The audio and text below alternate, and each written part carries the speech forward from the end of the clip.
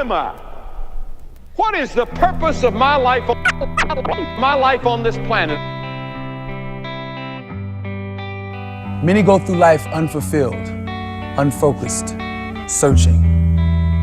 A blank canvas waiting for a picture of purpose to be painted on us. What does it all mean? It was once said that there is a God-shaped blank in all of us. We look for many things to fill this. Friends, fashion, false faith, fornication, and the facade of drug-induced fantasies. But follow me. Follow me to the edge of an abyss where deep down inside we all know something's missing. See, from the moment God spoke time into existence and shaped us with his own hands in his own image, his plan was for man and him to be one. Creator and creation communing together in beautiful harmony. Sounds perfect, right? So what happened? Sin. We're sinners by nature. Sin opened this void. Sin drove us away from our friends. Sin separated us from him.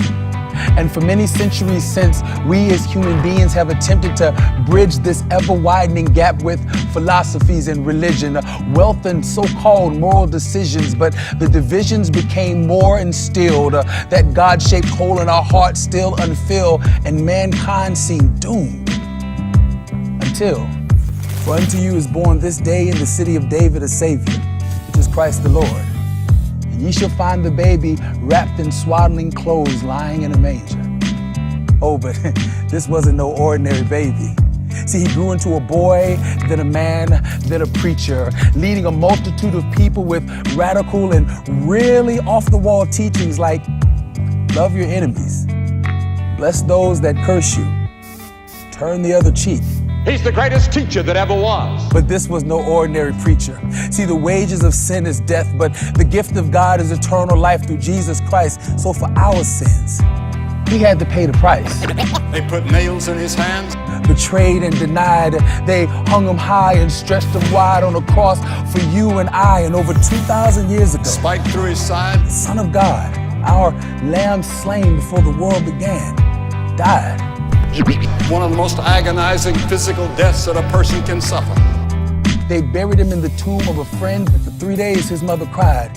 And for 3 days his disciples ran, but thanks be to the Most High, that's not how the story ends, because 3 glorious days later, Jesus rose from the dead again. Oh, but this just wasn't any ordinary sacrifice, because he became the way, the truth, and the life. And we now have a way through the Father through him. Through the cross, we're now able to get across that great divide caused by sin, separating us from him. And he's calling us, but we've got to come. See, the choice is still ours, but he has provided all the love.